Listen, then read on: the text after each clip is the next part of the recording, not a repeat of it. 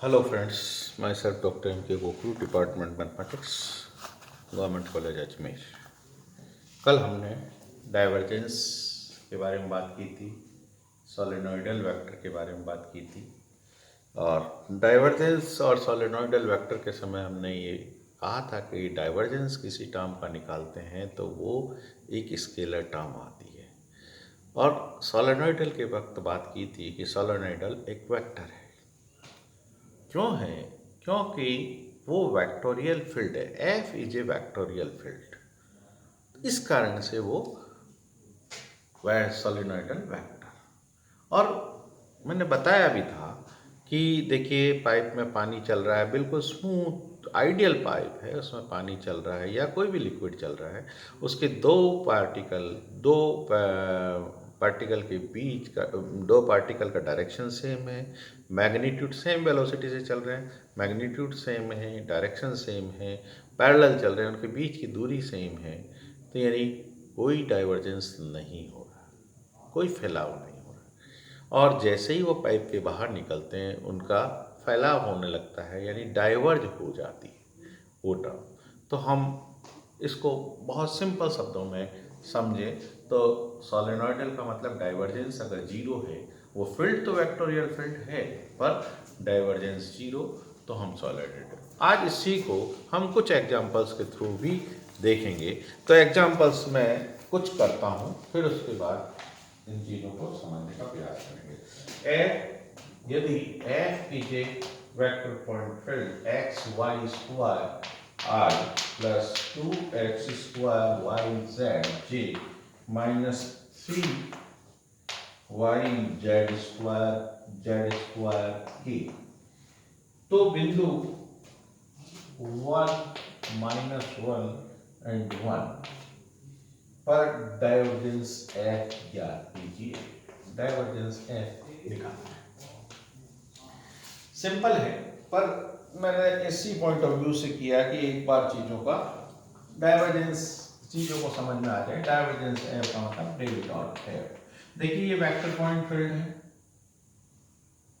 डेरिवेबल है, कंटिन्यूअस है। इस पॉइंट पर हमें डाइवर्जेंस एफ की वैल्यू मालूम करनी है। तो del F is nothing but I del over del X plus J del over del Y plus K del over del Z dot F. F का मतलब ये टर्म, और दिस इज इक्वल टू, अब इसका डेरिवेटिव होना है। आई का आई के साथ होगा तो 1 आ जाएगा, डॉट प्रोडक्ट है ना, तो I dot I is equal to 1 हो जाएगा। इसका मतलब ये हुआ del of del X of X Y square plus, इसी तरह से जे का जे के साथ होगा तो डे 1 आ जाएगा, del of del Y is equal to 2x square Y Z and minus del और del Z of 3y Z square. ये डाइवर्जेंस एफ की वैल्यू आ रही है। This is equal to X के रेस्पेक्ट में करेंगे तो ये क्या हो जाएगा, वाई स्क्वायर एक्स के रेस्पेक्ट में, और Y square is a constant, और वाई का करेंगे तो जीरो आ जाएगा विद रेस्पेक्ट टू एक्स। इसी तरह से इसका वाई के रेस्पेक्ट में करेंगे तो twice x square Z minus इसका जेड के रेस्पेक्ट में करेंगे तो ये आ जाएगा 6yz, क्योंकि जेड स्क्वायर का 2z होता है। तो ये आ गया। अब डाइवर्जेंस एफ की वैल्यू आ गई। डाइवर्जेंस एफ की वैल्यू 1 -1 और 1 पे निकालनी है, तो इसकी वैल्यू हम 1 -1 और 1 पे निकाल लें तो जहां बाकी तो सब 1 है, तो y की वैल्यू -1 है तो ये 1 रह जाएगा, y स्क्वायर करेंगे तो, और 2 + 2 × 1 × z 2x स्क्वायर, क्या है ये 2x square z। x square z का अर्थ होगा x स्क्वायर एंड z का 1, ठीक है, -6y, y की जगह -1 और z की जगह 1। So this will be equal to 1 + 2 + 6, so it is 8। 6 + 9, sorry, 9, ये वैल्यू निकालने का तरीका है। तो ये तो बहुत सिंपल सा क्वेश्चन था, इसलिए इसको सिंपल उस तरीके से लें। मैं जो इस चैप्टर में एग्जाम में क्वेश्चन इंपॉर्टेंट रहते हैं या पूछे जाते हैं, वहां दो चीजें बहुत महत्वपूर्ण, दो टर्म बहुत महत्वपूर्ण है, उन टर्म को डिस्कस करना है कि हमें आर के बारे में समझना। R is a vector X I, generally X I plus Y T plus Z T, इस वेक्टर के कोई वेक्टर है, पोजीशन वेक्टर है किसी पॉइंट का, सरफेस पे किसी भी पॉइंट का पोजीशन वेक्टर है आर। तो del R upon del X, देखिए वेक्टर आर का डिफरेंशिएशन है, del are over del x is nothing but R. एक तो ये चीज आएगी, दूसरा magnitude of R, del R simple R upon X, ये टर्म आती है।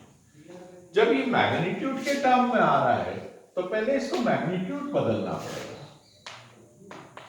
r dot r is equal to X square plus Y square plus Z square, ये पहले भी मैं बता चुका हूं, फिर वापस से r डॉट r का मतलब इसी का इसी के साथ डॉट प्रोडक्ट करें तो i dot i is equal to 1, j dot z is equal to 1, j k dot k is equal to 1, तो x square plus Y square plus Z square, यानी this is nothing but r square. So R square का partial differentiation with respect to X Y Z, कुछ भी करें with respect to x करें तो ये क्या आएगा, twice r del are over del x, ये मैग्नीट्यूड है, वेक्टर नहीं है। Del are over del x is equal to twice x, so del are over del x will be equal to x by r. इस 2r का इधर divide कर देंगे, 2 cancel हो जाएगा, x बाई आर। तो डेल आर जब magnitude की तरह है, आर मैग्नीट्यूड की तरह है, तो del are over del X X by Y आएगा, del are over del Y Y by R आएगा, del are over del Z Z by R आएगा।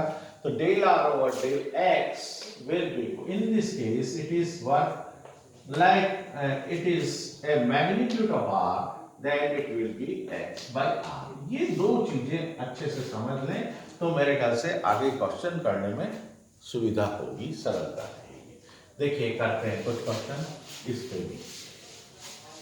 क्या है क्वेश्चन कि डाइवर्जेंस ऑफ आर, क्या एक्चुअल में क्या होता है कि बुक या पेपर में लिखते समय आर बोल्ड कर देते हैं तो वेक्टर टर्म मानते हैं, और वैसे इटलिक या सिंपल लैंग्वेज में, रनिंग लैंग्वेज में लिखते हैं, रनिंग टाइप में लिखते हैं तो हम उसको स्केलर मानते हैं। और वैसे भी हम उसको आर स्क्वायर वगैरह ये आ जाए तो इसका मतलब वो ऑटोमेटिकली स्केलर हो गया, आर स्क्वायर का मतलब आर डॉट आर हो गया तो स्केलर हो गया। तो यहाँ जैसे ये 3 पार्ट हैं, divergence of R vector will be equal to C, दूसरा है डाइवर्जेंस ऑफ आर के इट इज वेक्टर, ध्यान करें आर के is unit vector in the direction of R, so it is a vector. Divergence of r is 2 by r, it is magnitude, and divergence of r by r, this is r vector and r cube will be equal to 0। देखिए ये vectorial term होनी चाहिए, divergence का मतलब del dot होता है, dot का मतलब जो भी है ये वेक्टर पॉइंट फंक्शन, ये भी वेक्टर पॉइंट फंक्शन, ये भी वेक्टर पॉइंट फंक्शन। ये एक तो ये जान कर लें कि इधर वेक्टर पॉइंट फंक्शन डाइवर्जेंस के साथ है या नहीं है तो उसको समझना। अच्छा आर क्यूब जैसे ही आया, आर स्क्वायर आर क्यूब वगैरह आएंगे तो ये ऑटोमेटिकली स्केलर हो जाएंगे, ये ध्यान, ये आर आया है, ये आर स्केलर है, क्योंकि ये टर्म कैसे आएगी, डेल डॉट किसी भी टर्म का आएगा, डाइवर्जेंस किसी भी टर्म का आएगा वो स्केलर होगा, ये स्केलर और ये स्केलर। तो स्केलर और वेक्टर के बारे में हमें बहुत अच्छे से जानकारी होना आवश्यक है। अब जब ये सारा है तो अब ये रिजल्ट प्रूव करना है, तीनों रिजल्ट किस तरह से प्रूव होंगे इसको समझना है।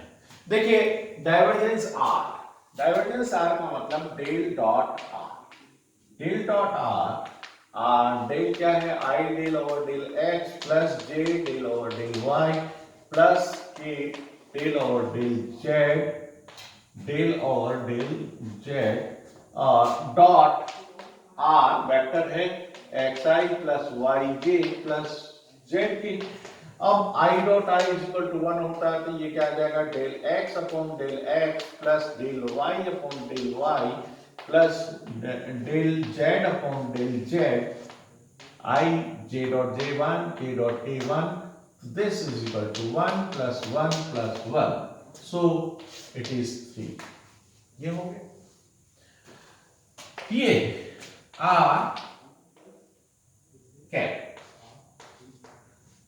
क्या होगा this is equal to del dot r cap को हम लिख रहे हैं r वेक्टर में r वेक्टर के मैग्नीट्यूड का भाग लगाते हैं it is magnitude r vector के मैग्नीट्यूड का भाग लगाते हैं तो ये r स्केलर हो गया। तो अब इसका डॉट प्रोडक्ट वही i del over del x plus j del over del y plus k del over del z और dot r vector upon r scalar है नीचे वाला। तो r वेक्टर का मतलब xi plus yj plus zk r vector का मतलब यही है xi प्लस yj और प्लस zk। मैं लिख भी देता हूँ चलिए यहाँ लिख भी दे ज्यादा ठीक रहेगा और हमें करना भी वही है xi plus yj plus zk upon r। अब देखिए क्या होगा i का i के साथ होगा तो x बाई आर यानी del of del x of x by r plus del of del y y by r del over del y y by r plus del over del z z by r. या इसका differentiation करेंगे तो मैं इसको दो part में ले लेता हूं x into 1 by r x into 1 by are तो एक बार तो 1 by r as it is in here और x का डिफरेंशिएशन किया ऊपर वाली टर्म है x का डिफरेंशिएशन किया 1 आ जाएगा तो 1 by r into 1 minus x as it is और 1 बाई आर का डिफरेंशिएशन क्या आएगा माइनस 1 बाई माइनस क्यों लिखा मैंने क्योंकि माइनस 1 बाई आर स्क्वायर आएगा और del are over del x ना ये आर का हो रहा है ये स्केलर है तो del are over del x ध्यान करेंगे। और अब इसी तरह से इसकी टर्म आएगी इसकी भी दो टर्म आएगी तो मैं इसको समेशन लिख देता हूं ठीक है। जब समेशन लिख दिया तो ये 1 बाई आर पहले फैक्टर में भी दूसरे फैक्टर में भी तीसरे फैक्टर में भी तो ये क्या हो गया 3 बाई आर तो यहां अब minus summation of x by r square तो मैं यहां लिख देता हूं x बाई आर स्क्वायर और इसका क्या है del are over del x मैंने बताया था x by r so it is x by r हो गया। ये क्या हो गया x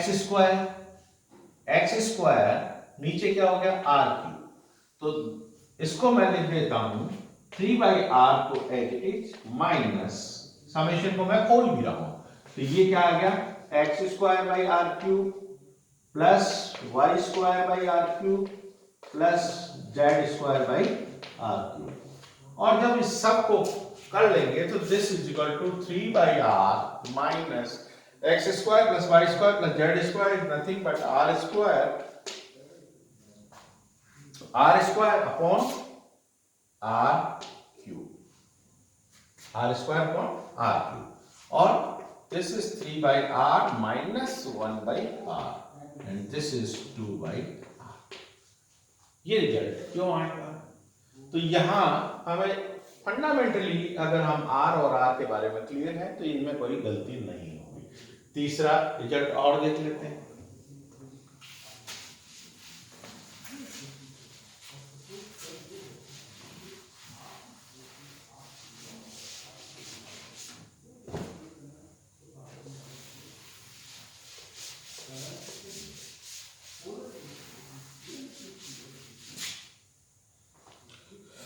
थर्ड रिजल्ट देखिए क्या है r अपॉन आर क्यूब ये vector r upon r cube बात वही है, वैसे ही करना है, r vector upon r cube.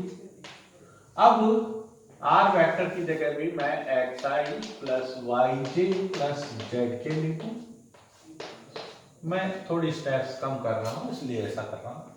तो क्या होगा भाई, i dot I is equal to i dot i 1 हो गया डेल ओवर डेल एक्स, और ये हो गया x by r cube plus, और बल्कि तीनों स्टेप ना लिखे मैं इस समेशन लगा देता हूं।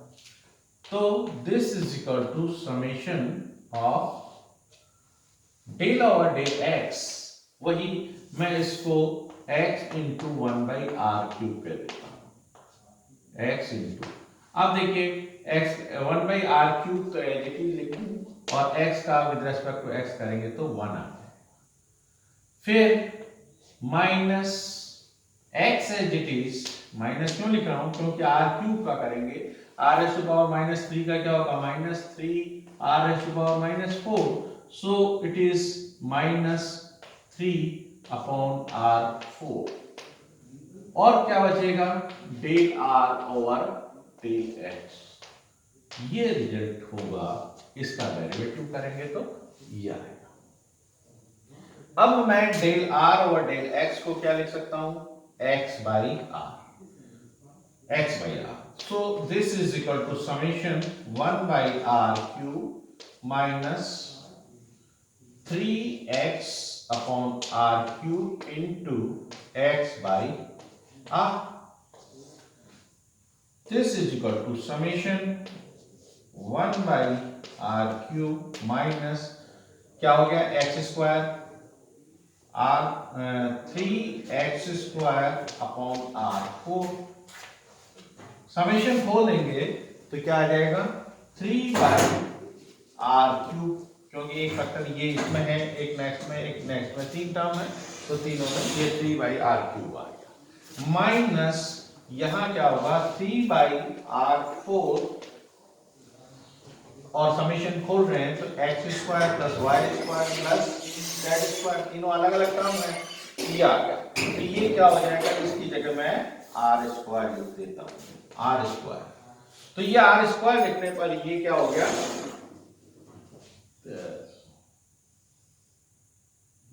आर एक R5 होगा ना, ये R5, are cube R4 x by R4 है, R4 ये R5, तो ये R5, so this will be equal to, देखिए यहां R4 था 3 by R3, ये आया था 3 minus 3 R raised to power minus 4, तो R4 था, R4 कर दिया, R5 हो गया, R4 एंड R5 हो गया, ये R5, तो ये क्या हो गया 3 by R cube minus 3 by R cube and this will be equal to 0। तो इस तरह से ये रिजल्ट प्रूव करने के लिए बहुत बार आते हैं, ये रिजल्ट हमें दो चीज़ों को अगर ढंग से समझ लेंगे तो हमारे हो जाएंगे। नेक्स्ट रिमेनिंग टर्म कल और करेंगे इसको आगे। धन्यवाद।